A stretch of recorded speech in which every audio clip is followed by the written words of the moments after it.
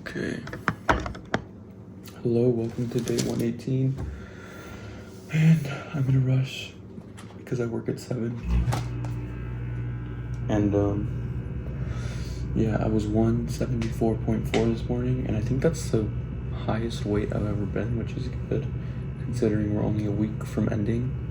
But what else? I have my breakfast here. I'm gonna eat this oatmeal bowl in a little, and then go to work. And I think I'm gonna go see like Christmas lights or something with my family today, which is cool.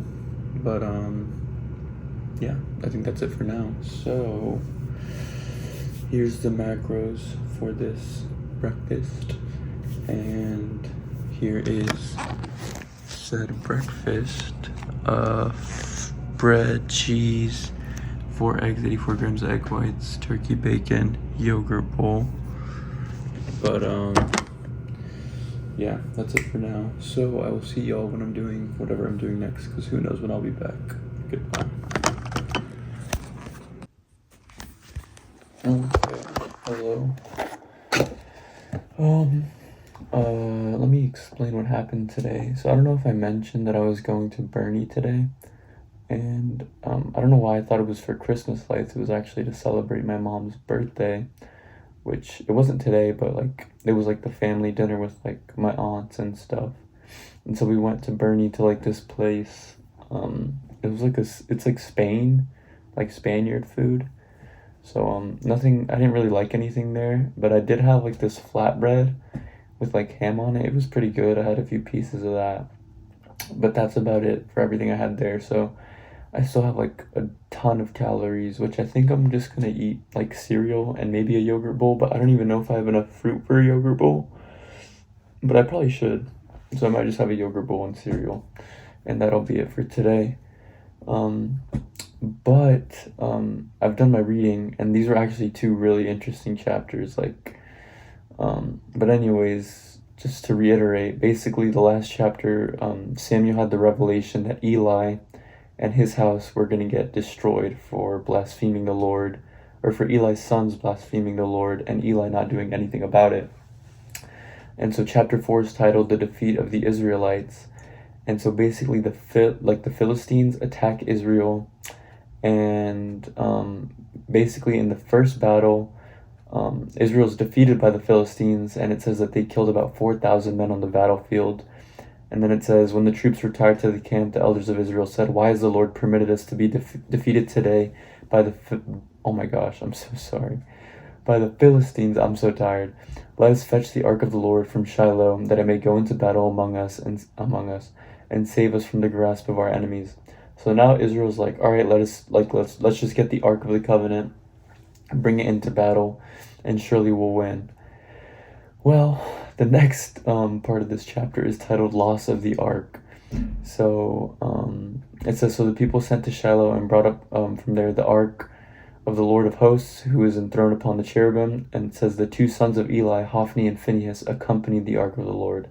So that can probably already explain why the ark was lost, because Eli's sons were there, with it. And so it says, when the ark of the Lord arrived in the camp, all Israel shouted so loudly that the earth shook. And the Philistines, hearing the uproar, asked, "What does this loud shouting to the camp in the camp of the Hebrews mean?" On learning that the ark of the Lord had come into the camp, the Philistines were frightened and crying out, "Gods have come to their camp. Woe to us. This has never happened before. Woe to us. Who can deliver us from the power of these mighty gods?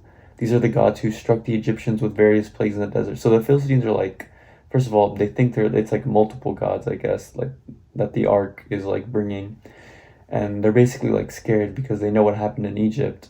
But then the Philistines are like, "Take courage." Well, it says here, "Take courage and act like soldiers, Philistines. Otherwise you will become slaves to the Hebrews as they were your slaves. Fight like soldiers."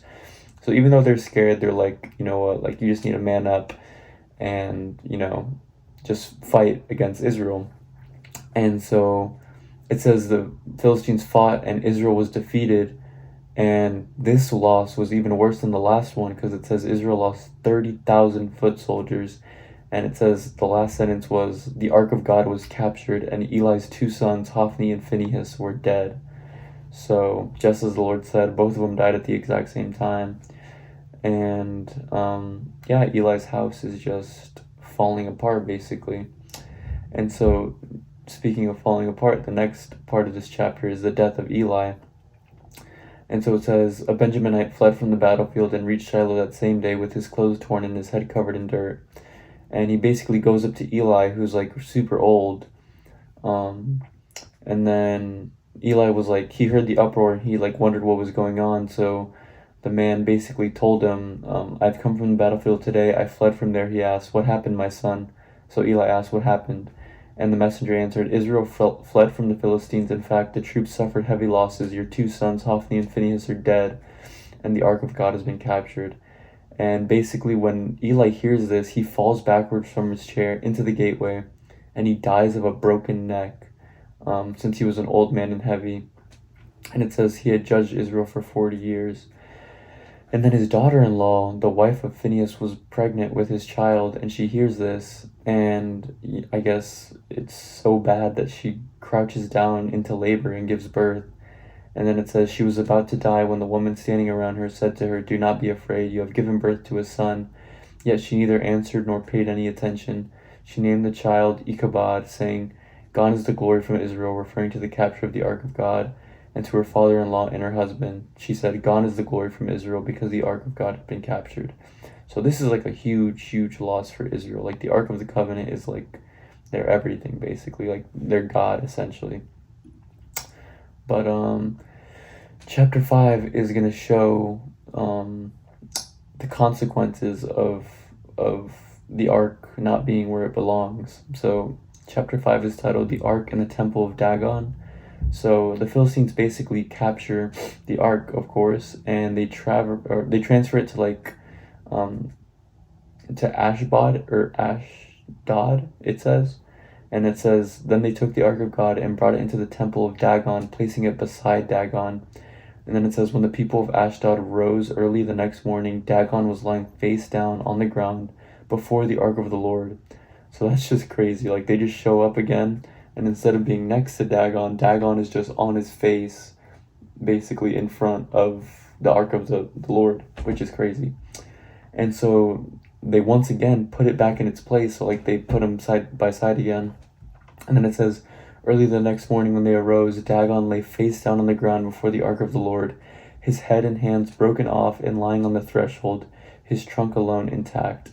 And it says, for this reason, neither the priests of Dagon nor any others who enter the temple of Dagon tread on the threshold of Dagon in Ashdod to this very day. So yeah, basically, this is just like a warning as to what's going to happen to any enemy tribe that has possession of the Ark of the Covenant.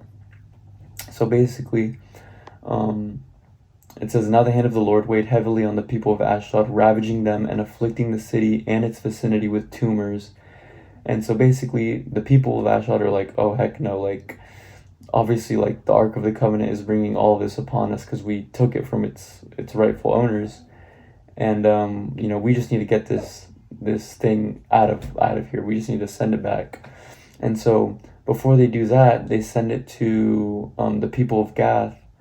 And then they said, let them move the Ark of the God of Israel to us. So they moved the Ark to Gath. And then from there, the Lord afflicts the inhabitants of Gath, young and old, with tumors. And then from there, it was sent to Ekron. And then, but as it entered the city, the people there cried out, why have you brought the ark of God of Israel here to kill us and our kindred? So even they know, they're like, bro, like you're just bringing nothing but disaster to us by bringing this covenant here to where it doesn't belong. And so, yeah, it says, then they too sent a summons to all the Philistine leaders and pleaded, send away the ark of the God of Israel, send it back to its place so it doesn't kill us and our kindred. And a deadly panic had seized the whole city since the hand of God lay heavy upon it. And it says, those who escaped death were afflicted with tumors, thus the outcry from the city went up to the heavens. So yeah, all these like enemy tribes that are like worshiping other gods, they're basically getting destroyed whenever the Ark of the Covenant is among them. So, but yeah, those are two very interesting chapters because like just a lot of action, I feel like. But it's 12 a.m. and I have to be up in 8 hours. So I will see y'all when I am eating my dinner or my whatever I'm gonna make. But yes, I'll see y'all then. So goodbye. Okay. Hello, welcome to dinner, which is cereal and a yogurt bowl, like I just said not too long ago. But yeah, I don't think there's much to say other than here's the macros for my dinner. Here's the macros for the day. And if you're watching this, thank you. I greatly appreciate it.